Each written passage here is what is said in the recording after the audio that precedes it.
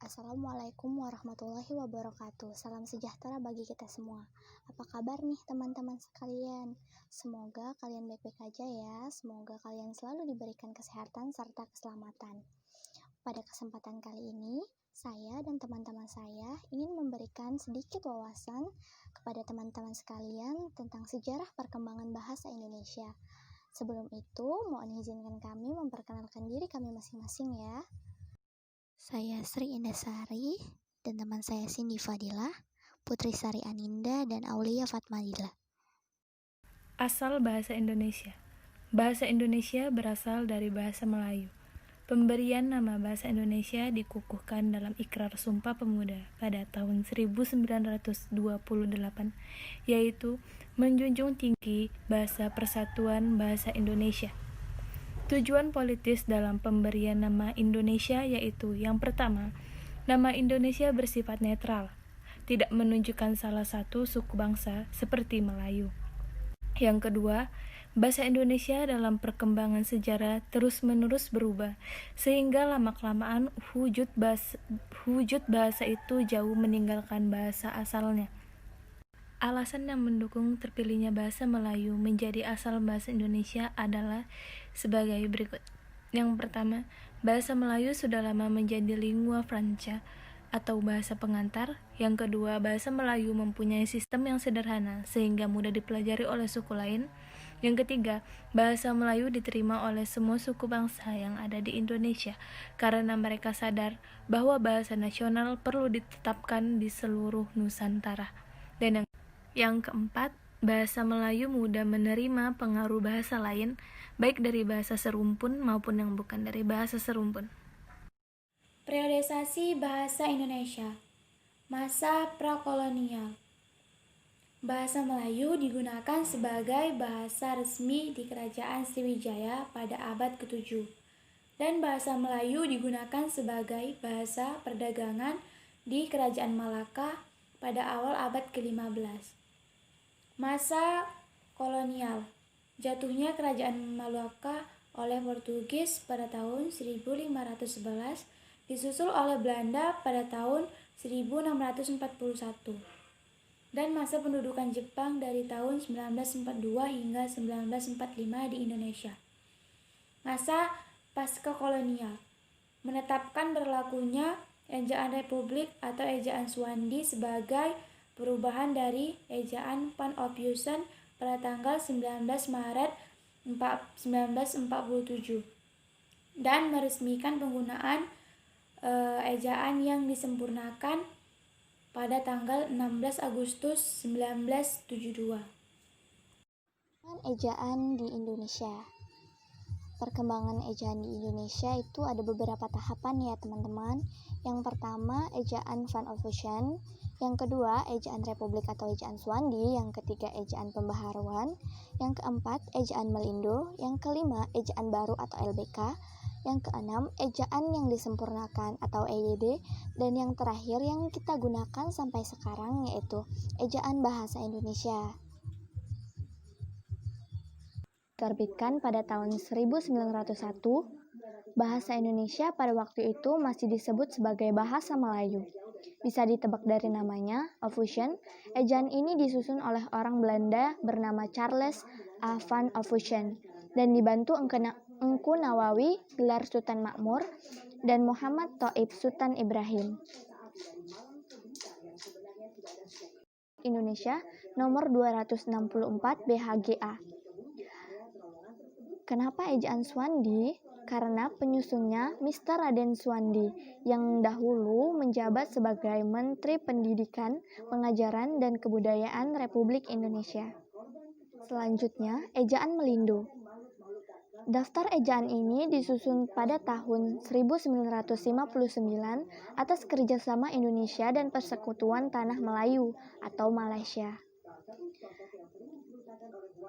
Selanjutnya, ejaan baru atau LBK atau kepanjangannya adalah Lembaga Bahasa dan Kesusastraan, merupakan lanjutan dari ejaan Melindo yang isinya tidak jauh berbeda dengan ejaan Melindo.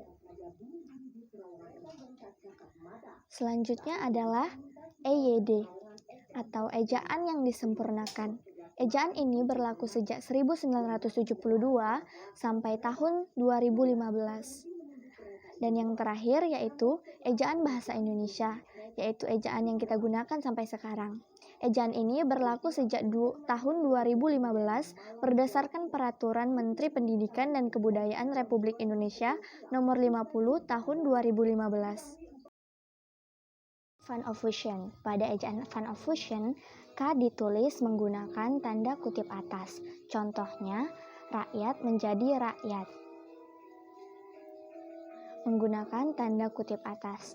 U ditulis menjadi OE, contohnya umum menjadi OMOM, dan C ditulis menjadi TJ, contohnya racun menjadi racun, dan KH ditulis menjadi CH, contohnya akhir menjadi akhir, dan Y ditulis menjadi J, contohnya sayang menjadi sajang, dan yang terakhir J ditulis menjadi DJ, contohnya raja menjadi raja. Ejaan republik atau ejaan Swandi.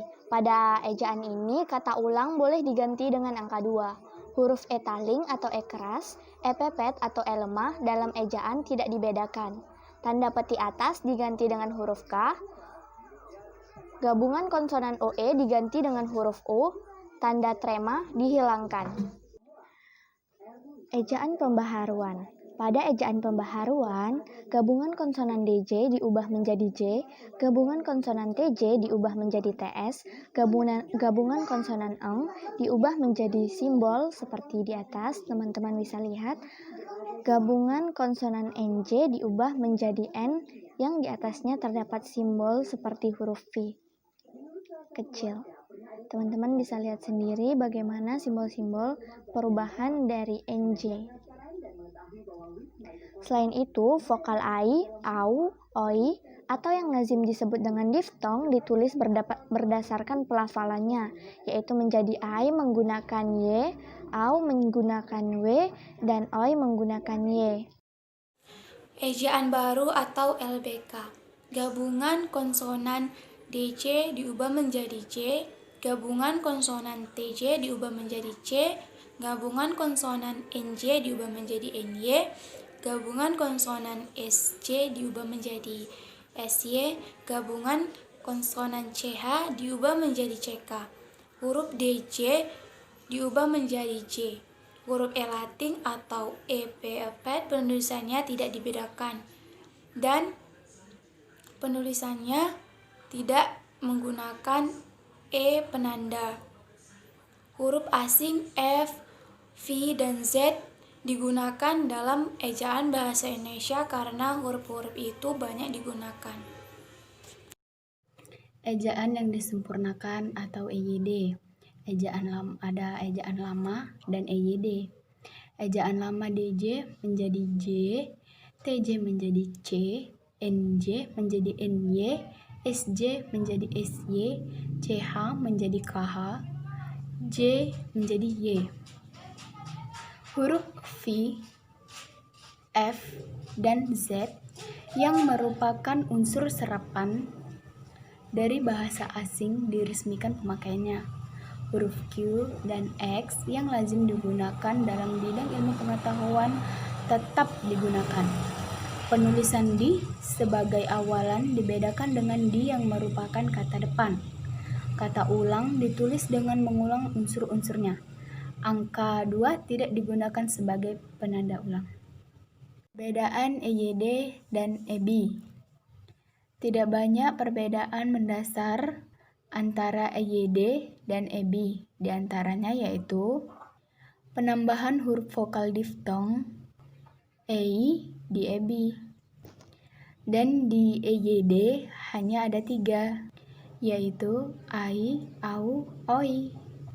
Dan penulisan huruf tebal tidak dipakai dalam cetakan untuk menegaskan atau mengkhususkan huruf, bagian kata, atau kelompok kata.